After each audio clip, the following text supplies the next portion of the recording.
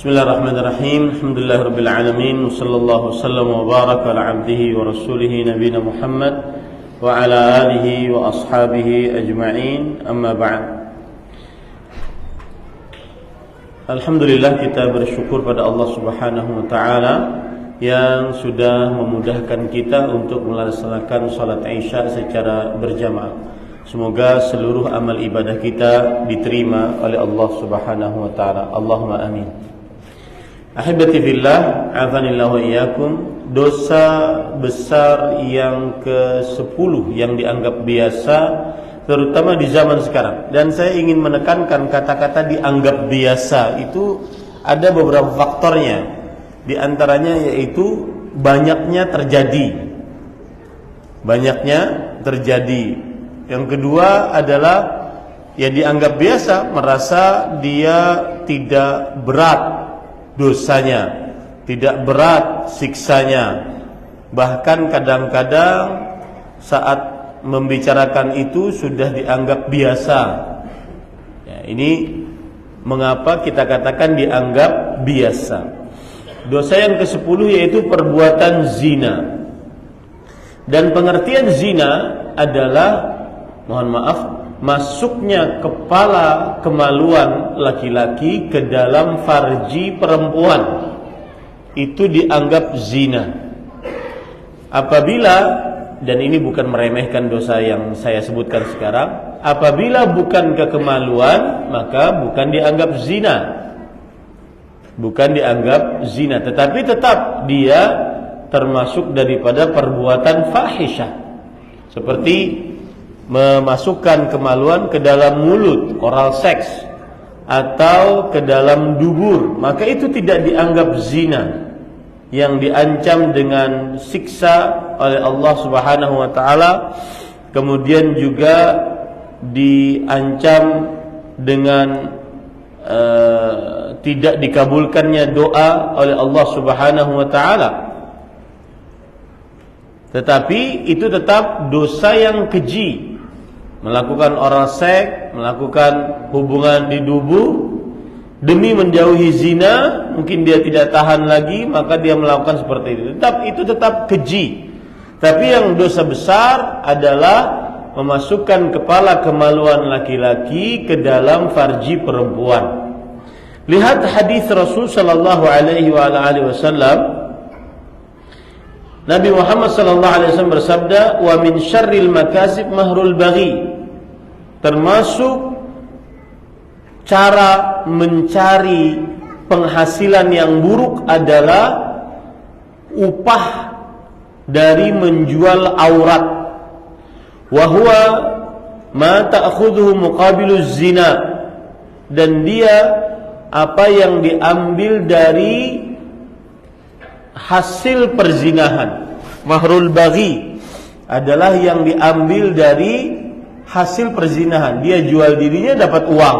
Ini cara mencari duit, rezeki yang paling terburuk. Kemudian para ikhwan yang dirahmati oleh Allah Subhanahu wa taala, disebutkan bahwa az-zaniyah, seorang wanita pezina, allati tas'a bi farjiha mahrufatun min ijabati da'wah. Dia bekerja dengan kemaluannya, maka diharamkan dikabulkan doanya. Indama tuftahu abwabus sama' fi nisfil lail. Ketika dibukakan pintu-pintu langit di pertengahan malam, waktu dikabulkannya doa di sepertiga malam terakhir atau di pertengahan malam. Tetapi seorang wanita pezina tidak dikabulkan doanya karena dia mencari uang dengan zinanya. Dan di zaman kita sekarang ini, seorang perempuan berzina dengan laki-laki dianggap biasa. Bahkan sebagian di kota-kota besar menganggap kalau ada perempuan yang masih perawan dianggap aneh dan dianggap sok suci, dianggap bohong. Ini karena sudah tersebar perbuatan zina. Dan Rasul sallallahu alaihi wasallam bersabda tentang zina apabila sudah tersebar. Dalam hadis sahih Rasul sallallahu alaihi wasallam bersabda, "Lam tadhharil fahishatu fi qaumin qat hatta yu'linu biha illa fasha fihim at-ta'un wal awja' allati lam takun madat fi aslafihim allatina fi aslafihim." Yang artinya tidaklah tepat mereka mengumumkannya, biasa, dianggap biasa. Bahkan kadang-kadang publik figur diwawancarai padahal dia berzina, subhanallah ya. Wanita berzina, publik figur dianggap biasa saja, masih seperti biasa saja. Ini hati-hati nih, karena itu mendatangkan penyakit di tengah masyarakat. Tidaklah perbuatan zina diumumkan di suatu kaum sampai mereka mengumumkannya, sampai mereka menampakkannya, melainkan akan tersebar di tengah-tengah mereka penyakit ta'un, penyakit yang menyebar dengan cepat, wal auja' allati lam takun madat fi aslafihim, dan penyakit-penyakit yang belum pernah ada sebelum mereka. Ini para ikhwan yang dirahmati oleh Allah Subhanahu wa taala. Dan termasuk juga hati-hati kalau seandainya di sebuah daerah, desa, kelurahan ada sebuah tempat yang dilegalkan untuk dijadikan sebagai perzinahan. Maka ini Allah Subhanahu wa taala akan timpakan kepada mereka kematian, illa sallatallahu alaihimul maut. Maka Allah Subhanahu wa taala akan timpakan kepada mereka kematian. Ya, artinya apa? Allah Subhanahu wa taala akan mengumumkan kehancuran di daerah tersebut. Di daerah tersebut. Baik yang saleh kena, yang tidak saleh juga kena. Nanti dibangkitkan di hari kiamat sesuai dengan niatnya masing-masing. Maka ini hati-hati para ikhwah yang berkaitan dengan dosa zina. Anak-anak muda di zaman sekarang ya, sudah ngekos, sudah di apartemen, maka hati-hati, jangan sampai dibiarkan dianggap biasa. Kemudian termasuk yang ke-11, dosa besar yang dianggap biasa. Dianggap biasa, sekali lagi saya katakan, karena sudah tidak ada yang melakukan amar ma'ruf nahi mungkar, atau sudah banyak dan dianggap biasa, sudah tidak terasa berat, sudah tidak terasa itu adalah dosa besar, itu dianggap biasa maksudnya. Yaitu al-liwaq, homoseksual atau lesbian. Ini jangan dianggap biasa. Ya, ini termasuk daripada dosa besar. Dalam hadis, dalam ayat Allah Subhanahu wa taala berfirman dalam surah Al-Ankabut ayat 29, "Wa lutan idz qala liqaumihi innakum lata'tunal fahishah ma sabaqakum biha min ahadin minal alamin. Innakum lata'tunar rijal wa taqta'unas sabil wa ta'tuna fi nadikumul munkar."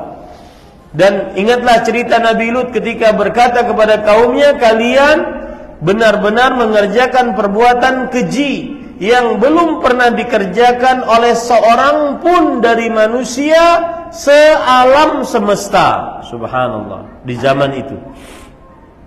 Ya, sesungguhnya kalian mendatangi para lelaki, laki-laki mendatangi para lelaki.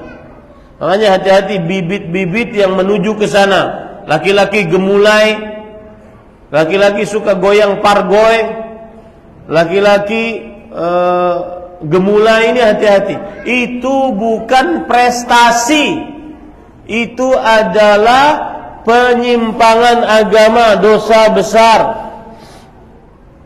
Dan ingat, khusus untuk homoseksual ini adalah gerakan, bukan hanya sekedar orang suka kemudian dia kerjakan maksiat, ya sudah yang lain tidak. Enggak, ini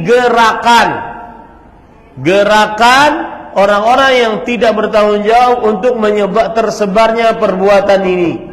Hati-hati para ikhwan yang dirahmati oleh Allah. Hati-hati, lebih baik kita capek sebagai orang tua daripada kita kelak berurusan berat di hadapan Allah Subhanahu wa taala. Rasul sallallahu alaihi wasallam bersabda dalam hadis riwayat Imam Ahmad, "Man wajadtumuhu ya'malu 'amala qaumi Lut faqtulul fa'ila wal maf'ula bih." Siapa yang kalian dapati mengerjakan perbuatan kaum Nabi Lut, bunuh yang pura-pura jadi lakinya dan pura-pura jadi perempuannya. Tentunya kita di negara hukum di Indonesia ini tidak asal bunuh, akan tetapi kita serahkan kepada yang berwajib. Ya, jangan asal bunuh. Akan tetapi hukum Islamnya seperti itu. Ini para ikhwah yang dirahmati oleh Allah Subhanahu wa taala. Ini termasuk dosa besar yang sangat sekarang ini benar-benar menjadi sebuah gerakan. Dan ini PR tersendiri. Obatnya cuma ilmu agama. Tidak ada obat lain. Belajar ilmu agama yang baik dan benar, niscaya keluarga kita akan terjaga dari dosa besar yang dianggap biasa ini. Kemudian yang keberapa? Ke-12, yaitu perempuan, seorang istri menolak untuk digauli oleh suaminya tanpa ada alasan syar'i. Bukan karena sakit, bukan karena letih, lemah, ya, tetapi memang malas saja bergaul dengan suami. Sudah bosan Ustaz, gayanya begitu-gitu aja. Ya, ini nggak boleh ditolak ajakan suami. Hadis riwayat Bukhari, Rasul sallallahu alaihi wasallam bersabda, "Idza da'a ar-rajulu imra'atahu ila firashihi fa'abat fabata ghadbana 'alaiha la'anatha al-malaikatu hatta tusbih." Jika seorang lelaki mengajak istrinya ke ranjangnya, lalu sang istri enggan, lalu sang suami malam itu dalam keadaan murka, marah kepada istrinya, maka pasti malaikat mendoakan laknat untuk istri tersebut sampai pagi. Sampai pagi. Ustadz, kalau yang diajak siang hari gimana? Dia nolak juga di siang hari, sedangkan hadisnya dilaknat sampai pagi, berarti itu kan malam ajakannya. Kalau ajakannya siang termasuk juga enggak? Termasuk juga. Kenapa disebutkan malam di sini? Karena kebiasaan itu terjadi di malam hari. Tapi kalau seandainya ada di siang hari, serangan fajar, ya sudah. Kalau menolak berarti termasuk di dalamnya. Ustaz, kalau seandainya suaminya ridho, maksudnya tidak marah, diajak tapi nggak mau, suaminya nggak marah, maka jawabannya tidak masuk ke dalam hadis ini, karena disebutkan dalam hadis fabata ghadban, sang suami marah. Kalau tidak marah tidak mengapa, tapi biasanya laki-laki memang tidak menampakkan kemarahan. Daripada kamu tidak mau, maka kita mencari yang lain yang mau. Nah, ini hati-hati para ikhwah. Bahkan subhanallah, ada hadis Rasul sallallahu alaihi wasallam yang berbunyi, "Falta'tihi wa in kanat 'ala tannur." Jika seorang istri diajak melayani suaminya oleh sang suami, maka datangilah. Terimalah ajakannya tersebut meskipun sedang memanggang roti. Memanggang roti tidak bisa ditinggal. Kalau ditinggal gosong. Maka para ulama mengatakan talful mal ashalu min wuqu'iz zauj fi zina. Biarkan gosong rotinya Gosong roti, hancurnya harta itu lebih ringan dibandingkan terperosoknya suami ke dalam perbuatan zina. Karena kalau seandainya yang halal tidak mau melayaninya, maka dia akan mencari yang haram. Bahkan dalam riwayat yang lain, riwayat yang sahih, riwayat Imam Ibnu Hibban dan yang lainnya, Rasulullah SAW bersabda, "La tu'addil mar'atu haqqa rabbiha hatta tu'addiya haqqa zawjiha."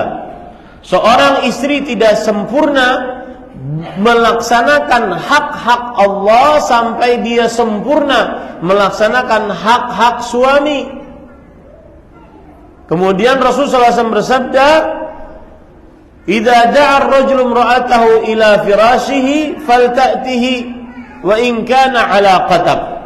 Jika seorang suami mengajak istrinya untuk bergaul, maka layanilah meskipun di atas qatab. Apa itu qatab? Ada dua tafsirannya.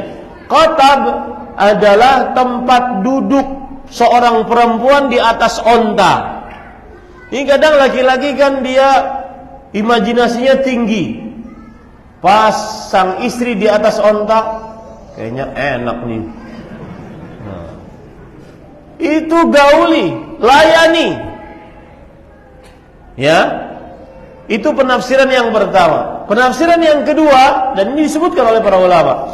Penafsiran yang kedua, qatab adalah tempat duduk perempuan yang ingin melahirkan, khusus di Arab. Jadi kalau ingin melahirkan, maka dia duduk di tempat duduk tersebut. Bagi suami yang pernah menemani istrinya melahirkan, dia akan tahu bagaimana bentuk istrinya kalau mau melahirkan. Dia rebahan, kemudian pahanya diangkat agar bisa keluar bayinya. Mungkin terlihat oleh suaminya, maka dia ingin dalam keadaan si bayi keluar, mau keluar. Yang satu mau keluar, yang satu mau masuk. Itu layani.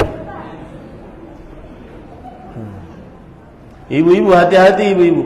Ya, sekarang di luar banyak saingan, jangan macam-macam. Ya, ini termasuk dosa besar yang dianggap biasa sekarang. Kemudian termasuk dosa besar yang dianggap biasa, seorang istri meminta talak dari suaminya tanpa sebab syar'i. Seorang istri meminta talak dari suaminya tanpa sebab syar'i. Rasul sallallahu alaihi wasallam bersabda dalam hadis riwayat Imam Ahmad, "Ayyuma imra'atin sa'alat zawjaha at-talaq bin ghairi ma ba's fa haramun 'alaiha raihatul jannah." Wanita mana saja yang meminta suaminya talak tanpa sebab, maka haram baginya mencium bau surga. Mencium baunya saja, jangan masuk, baunya saja haram baginya. Artinya jauh sekali dari surga. Hati-hati istri-istri yang meminta talak tanpa sebab. Kemudian hadis riwayat Imam At-Tabarani dalam Al-Mu'jamul Kabir, "Innal mukhtali'at wal muntazi'at hunnal munafiqat." Wanita-wanita yang minta khulu' tanpa sebab, mereka adalah wanita-wanita munafik. Nah, nanti timbul pertanyaan, "Ustaz, saya meminta ditalak karena suami saya poligami. Apakah itu sebab syar'i atau tidak?" Maka jawabannya adalah bukan sebab syar'i apabila sang suami memang layak untuk berpoligami. Seperti dia bisa adil, dia kuat, dia bisa memberi nafkah, banyak uangnya. Maka pada saat itu bukan sebab syar'i. Ya, itu bukan sebab syar'i. Jadi kecuali kalau seandainya suaminya tidak pantas untuk berpoligami dilihat dari sisi kekuatan. Ya, sama satu istri saja sebulan sekali. Atau dari sisi ekonomi, hutang di mana-mana, tapi bicaranya ingin poligami. Ya, kemudian atau dari sisi keadilan tidak bisa adil, maka pada saat itu dia berhak untuk menggugat cerai. Tapi ingat para ikhwah, tadi pagi saya kajian di Masjid Al-Ikhlas Dukuh Bima. Judulnya amalan qalbu yang keenam, Al-Qana'ah. Al-Qana'ah artinya adalah ada 3 unsur qana'ah. Yang pertama, merasa rela dengan yang didapat meskipun kurang cukup. Satu unsur pertama qana'ah. Rela dengan yang didapat meskipun kurang cukup. Alhamdulillah. Yang kedua, tidak mencari yang tidak ada. Unsur qana'ah. Alhamdulillah. Kemudian yang ketiga, mencukupkan dengan yang ada. 3 unsur qana'ah. Yang pertama, rela dengan apa yang didapat meskipun tidak cukup. 2, tidak mencari yang tidak ada. Yang ketiga, mencukupkan dengan yang ada. Dan disebutkan oleh sebagian ulama termasuk qana'ah, potret qana'ah ya adalah suami beristri 1. Itu qana'ah. Kalau sudah cukup, apalagi kalau mencukupi istrinya, ya, istrinya terampil dalam mengurus perut suami, istrinya terampil dalam mengurus kemaluan suami, syahwat suami terlampiaskan dengan baik dan benar, suami sangat puas, berarti itu lebih dari cukup. Kalau yang kurang dari cukup saja, lalu dia qanaah dengan 1 istri tersebut, maka itu qanaah. Ya, qanaah merasa cukup, rela dengan apa yang didapat walau kurang dari cukup. Tidak mencari yang tidak ada, mencukupkan dengan yang ada. Ustaz, sebenarnya pengen yang lebih daripada yang sekarang, tapi ya itulah sudah takdirnya, biarkan aja deh Ustaz. Nah, itu rela tuh. Ya, saya sebenarnya ingin yang tinggi semampai putih, ya, nah, itu tiang listrik. Maka para ikhwah, termasuk seorang suami tidak berpoligami itu qanaah. Nah, itu bisa dijadikan nanti sebagai senjata bagi para ibu-ibu. Ingat tuh, kata Ustaz Ahmad, qanaah. Ya, baik.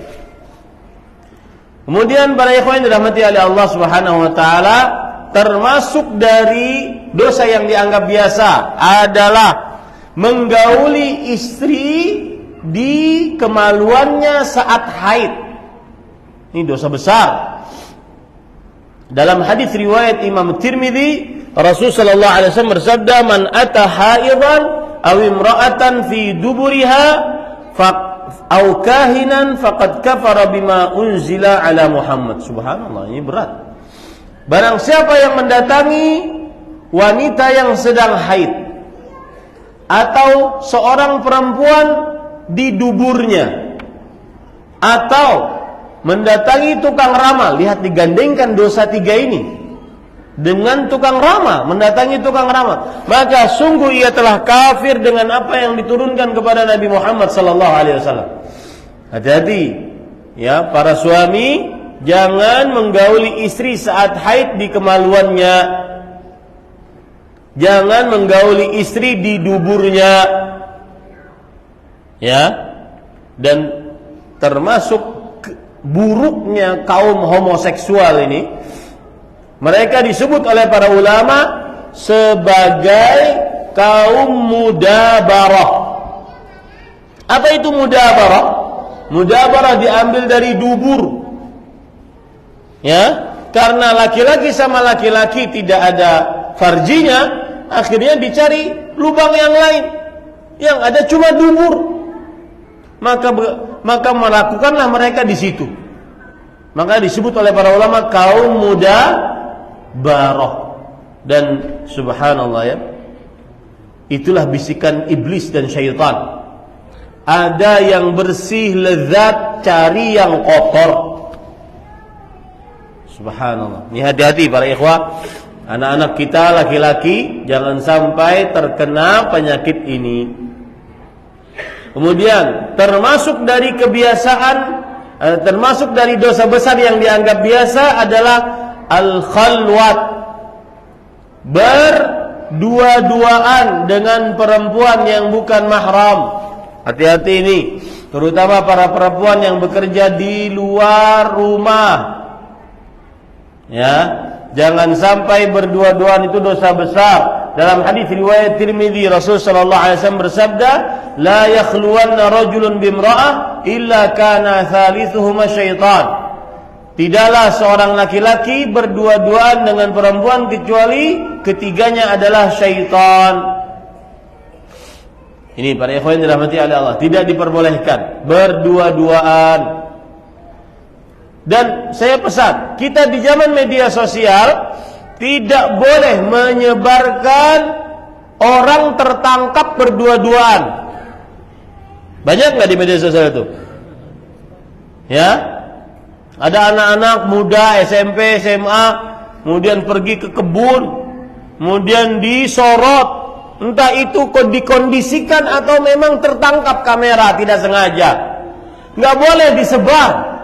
Itu namanya dosa besar juga. Ya, ini yang keberapa sekarang nih? 13. 16. Yang termasuk dosa besar juga adalah menyebarkan video-video di zaman sekarang yang berbau syahwat. Termasuk di dalamnya yang ketangkap perempuan laki-laki belum nikah, kemudian di semak-semak, ya, di samping sawah, lagi berdua-duaan, entah ngapain, itu tidak boleh disebar. Dosa besar, termasuk diancam siksa. Innal ladzina yuhibbuna an tashi'al fahishatu fil ladzina amanu lahum 'adzabun alimun fid dunya wal akhirah. Yang artinya sesungguhnya orang-orang yang menginginkan untuk tersebarnya perbuatan fahisyah di tengah orang-orang yang beriman.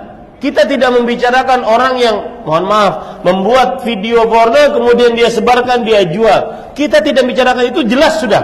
Tapi ada sebagian yang tidak tahu bahwa apabila ada orang ketangkap kamera, entah dikondisikan atau tidak, dia ketangkap kamera, ya, kemudian digerebek, kemudian disebarkan. Itu nggak boleh disebarkan itu. Itu termasuk daripada menyebarkan fahisyah di tengah orang-orang yang beriman. Diancam siksa oleh Allah, siksa yang pedih di dunia dan di akhirat. Surat An-Nur ayat 19. Termasuk di dalamnya suami istri ngobrolin yang syahwat. Seperti di media sosial sekarang. Meskipun sang istri tidak terlihat, kemudian ada di depannya suami, divideoi suaminya, sang istri telanjang bulat. Ini nggak boleh. Nanti yang menonton pikirannya traveling kemana-mana. Nggak boleh ini tersebar. Ya, semua yang berkaitan dengan hubungan suami istri tidak boleh diceritakan, apalagi pelukan, divideokan. Ini nggak boleh para ikhwan. Ini dosa besar. Rasul sallallahu alaihi wasallam bersabda, "La taf'alu, jangan kalian lakukan itu." Itu seperti, perumpamaannya adalah seperti syaitan, kamathali syaitan laqiya syaitanatan fi tariqin faghashiyaha wan nasu yanzurun.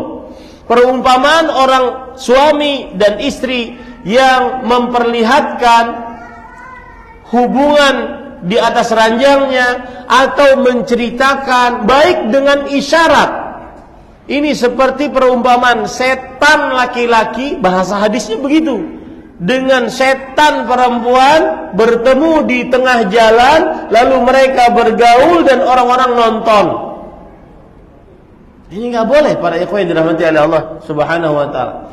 Termasuk di dalamnya kadang-kadang terlihat wanita-wanita bercadar memperlihatkan kemesraannya dengan suaminya. Nggak boleh. Ini ajaran dari mana? Harus dinasihati yang seperti ini. Terutama yang berkaitan dengan ranjang, tidak boleh diceritakan sama sekali, itu dosa besar.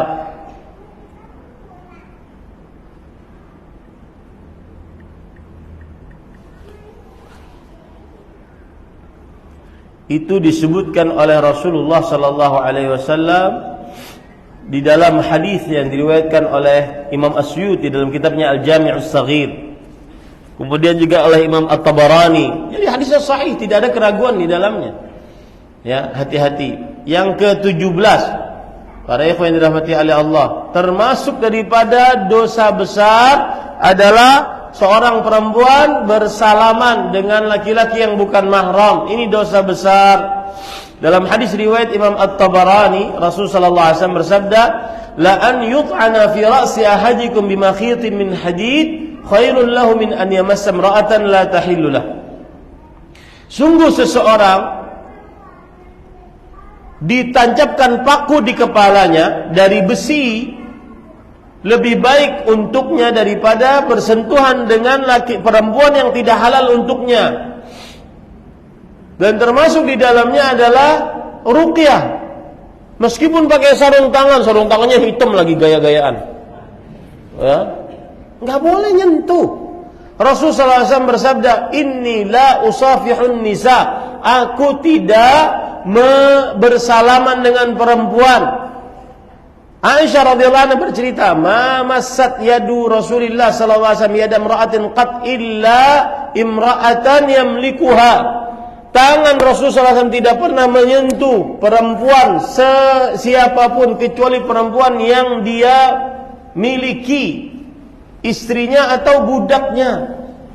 Tidak boleh menyentuh perempuan yang bukan mahramnya. Kadang seorang ibu-ibu ingin salaman dengan ustadznya pakai surban, kemudian di belakang surban, nggak boleh.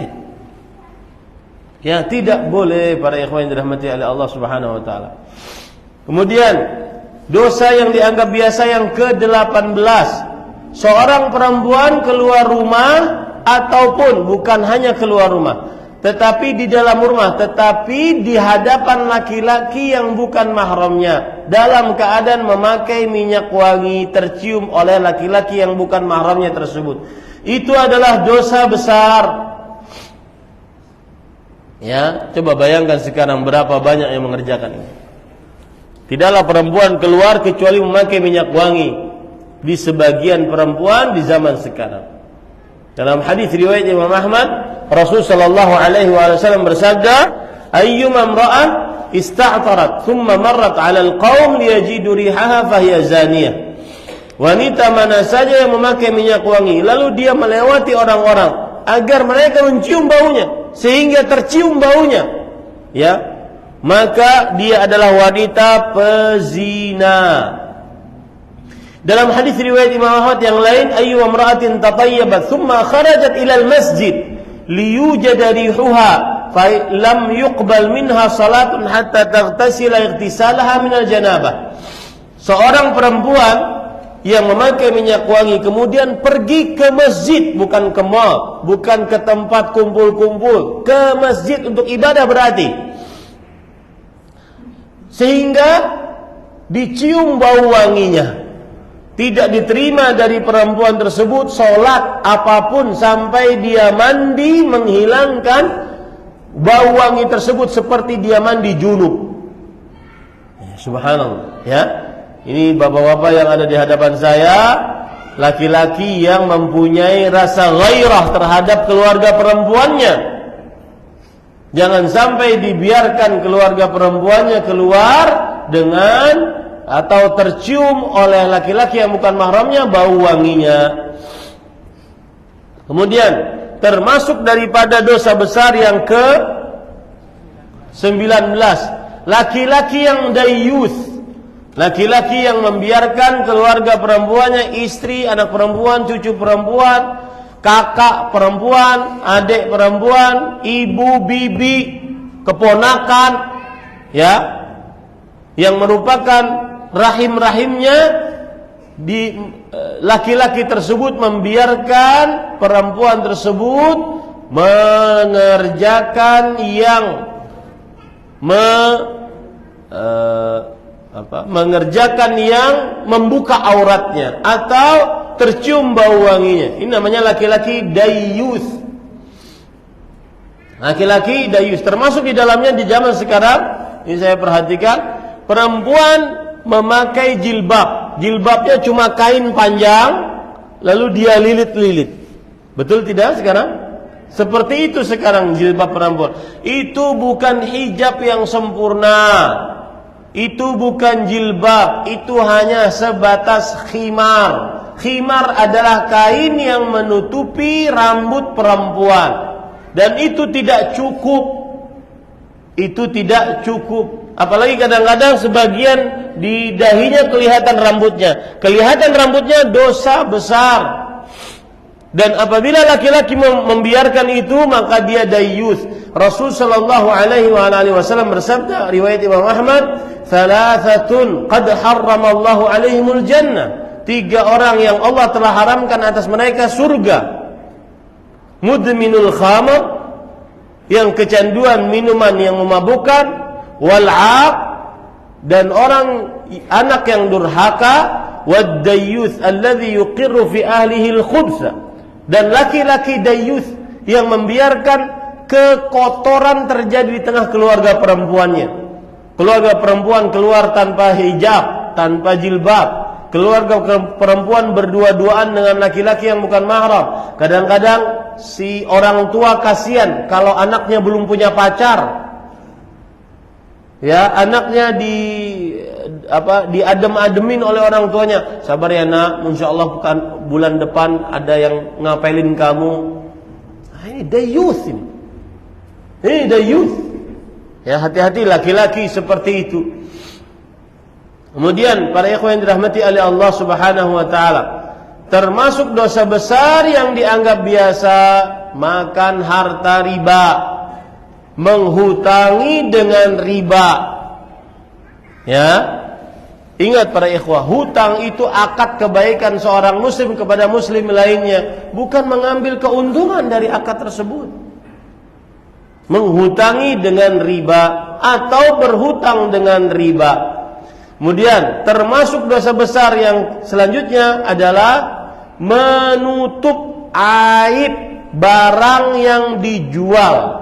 Jual motor, jual mobil, jual HP, jual laptop, jual apapun. Menutup barang yang dijual, menutup aib barang yang dijual. Ketika ditanya bagaimana, pernah tabrakan enggak? Cek aja sendiri. Nah, itu enggak boleh itu. Ya, tidak diperbolehkan. Jazakallah. Ini para ikhwan yang dirahmati oleh Allah Subhanahu wa taala. Ya. Terakhir berapa itu? 22, ya. Kita berhenti pada angka 23. Biar berhenti pada angka yang ganjil, nanti kita lanjutkan pada bulan depan kalau memang diinginkan. Termasuk di dalamnya adalah jual beli setelah adzan kedua di hari Jumat. Bagi laki-laki yang diwajibkan untuk sholat Jumat, ini dosa besar. Para ikhwah yang dirahmati oleh Allah Subhanahu wa taala, ini dosa besar. Ya, jual beli setelah adzan kedua di hari Jumat bagi laki-laki yang diwajibkan sholat Jumat. Karena Allah berfirman, ya ayyuhalladzina amanu idza nudiya lis-salati min yaumil jum'ati fas'au ila dzikrillah wa dzarul bai'. Hai orang-orang beriman, jika dikumandangkan azan untuk salat di hari Jumat, maka pergilah ke masjid dan tinggalkanlah jual beli. Termasuk di dalamnya yang ke-23, judi, slot.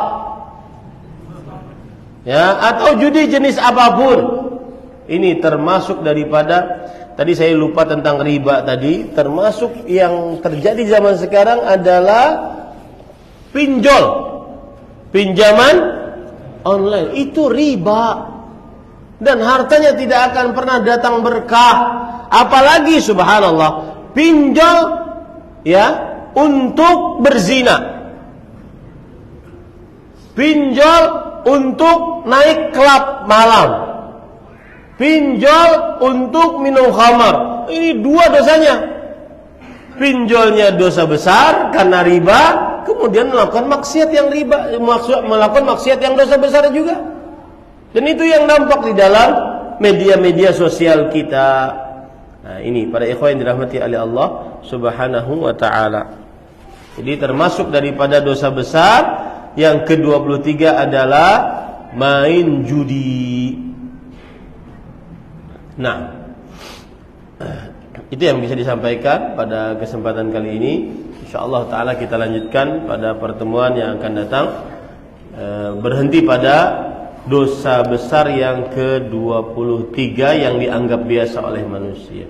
Wallahu a'lam. Sallallahu Nabi Muhammad. Walhamdulillahi Rabbil Alamin. Ya. Bolehkah seorang anak atau pemuda ABG naksir atau menyukai anak perempuan ABG walaupun tidak sepengetahuan si perempuan? Jika tidak boleh, apa solusinya? Naksir boleh. Ya, menyukai seorang perempuan boleh, bahkan itu berarti dia normal. Dia normal. Ada santri saya, santri ini, ya, yang hidupnya di pesantren. Santri saya DM-an dengan santri putri. Ada lagi kasus lucu. Seorang santri surat-suratan dengan santri putri. Caranya bagaimana? Kalau pas lagi pengajian begini kan dikumpulkan santri putra, santri putri di sana. Jadi santri putra ini dia nulis surat, letakkan di dinding kamar mandi. Nanti santri putri ke situ ngambil suratnya. Ini berarti santri saya normal. Ya, normal, dari sisi itu baik. Tetapi tidak boleh untuk berhubungan lebih dalam, kecuali mau menikahinya. Jadi misalkan nih, seorang perempuan mengatakan dalam hatinya, aduh, kok saya menyukai ustadz itu ya? Gak apa-apa sih dipoligami sama ustadz itu. Boleh gak? Boleh, dalam hati boleh. Siapa yang bisa mengatur hati manusia? Siapa?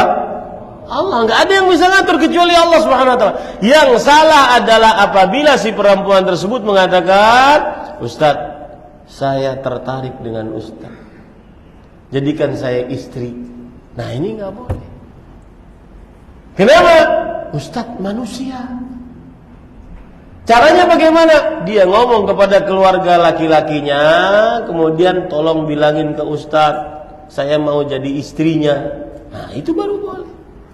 Bisa dimaklumi ini? Jadi, naksir perempuan berarti itu normal. Yang gak normal, naksir pedang. Ini gak normal. Yang tidak boleh adalah ketika dia berhubungan yang lebih dalam tanpa ingin menikahinya, tidak melalui mahramnya atau pacaran. Itu yang tidak boleh. Ya, wallahu a'lam. Apa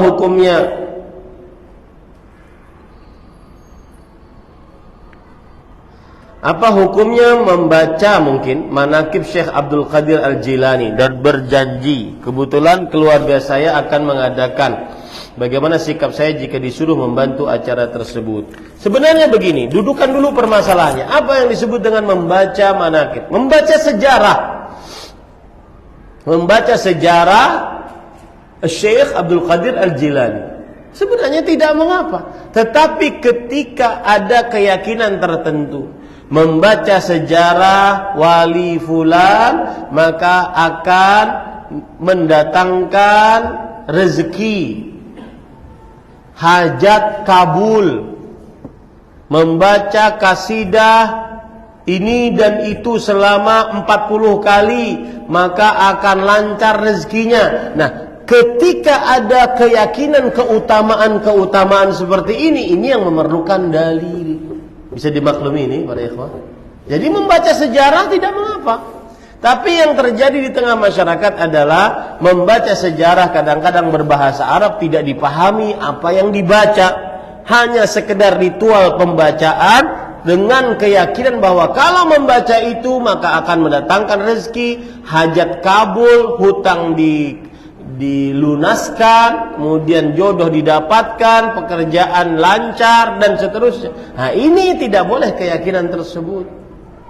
Ya, keyakinan tersebut tidak diperbolehkan. Kenapa? Karena pembacaan manakib itu kan ada jauh sepeninggal Rasul sallallahu alaihi wasallam. Lalu dari mana keutamaan itu datang? Mana dalilnya dari hadis Rasul ataupun ayat Al-Qur'an?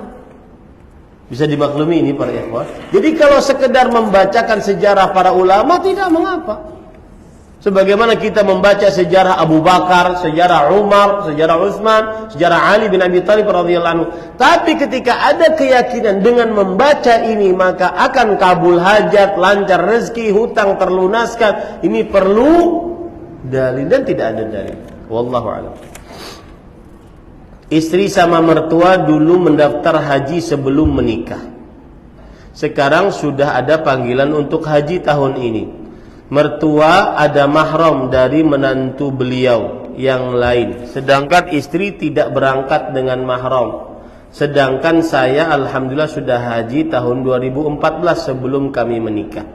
Sekarang keadaan kami di sini nggak ada saudara perempuan, sedangkan kami punya anak 3 orang dengan 1 orang masih bayi. Kalau istri berangkat haji tahun ini dengan mertua, sedangkan anak kami baru berumur 8 bulan, pas jadwal keberangkatan jadi masih menyusui dengan ASI. Jadi apakah istri boleh berangkat sekarang dalam keadaan tidak mempunyai mahram dan dalam keadaan punya bayi yang masih menyusui? Jazakallahu khairan.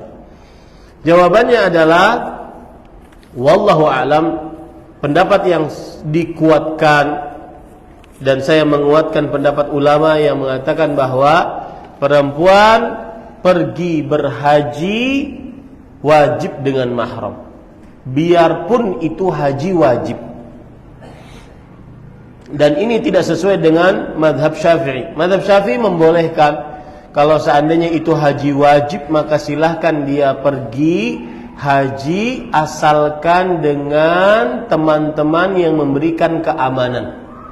Saya lebih condong kepada pendapat ulama selain itu yang mengatakan tetap haram untuk berhaji seorang perempuan meskipun haji wajib tanpa mahram. Karena Rasul sallallahu alaihi wasallam bersabda, "La tusafil mar'ah illa wa ma'aha dhi mahram." Tidak boleh seorang wanita bersafar kecuali bersamanya mahramnya. Lalu ada seorang laki mengatakan, "Ya Rasulullah, inni kutibtu fi ghazwati kadza wa kadza wa inna imra'ati kharajat hajjah." Seorang laki-laki mengatakan, "Wahai Rasulullah, saya terdaftar di pasukan ini untuk ikut berperang dan istriku ingin menunaikan ibadah haji. Lalu bagaimana saya sebagai suami?" Rasulullah SAW mengatakan, "Intaliq fahujja ma'a imra'ati." Pergilah dan berhajilah bersama istrimu. Ini menunjukkan bahwasanya pendapat yang lebih dikuatkan adalah meskipun haji wajib. Apa arti haji wajib? Apa arti haji wajib? Haji yang baru pertama, haji Islam, bukan haji sunnah. Ya, haji Islam. Meskipun haji wajib maka tetap diwajibkan dengan mahramnya. Lalu bagaimana Ustaz solusinya? Wallahu alam, cari biaya agar bisa memahrami istrinya. Ya, agar bisa memahrami istrinya. Karena berat para ikhwan membiarkan istri berhaji atau bersafar, apalagi ini kalau seandainya reguler 40 hari. Ya, tanpa mahram, berat para ikhwan.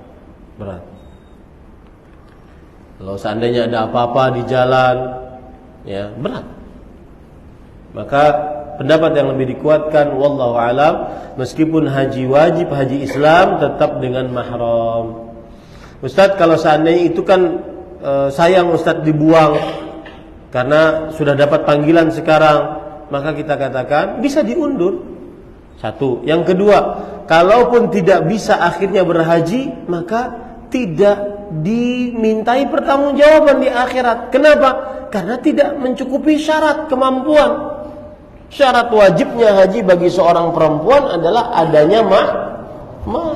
Begitu cara berpikirnya, bukan dengan perasaan sayang Ustaz. Agama bukan dengan sayang-sayangan, tetapi agama dengan dari batasan-batasan dari Al-Quran atau hadis Rasul Sallallahu Alaihi Wasallam. Nah, ada lagi? Cukup? Ini yang bisa disampaikan. Kita cukupkan dengan kafaratul majlis. Subhanakallahumma hamdik, asyhadu an la ilaha illa anta, astaghfiruka wa atubu ilaik. Wa sallallahu nabiyana Muhammad walhamdulillahi rabbil alamin. Wassalamu alaikum warahmatullahi wabarakatuh.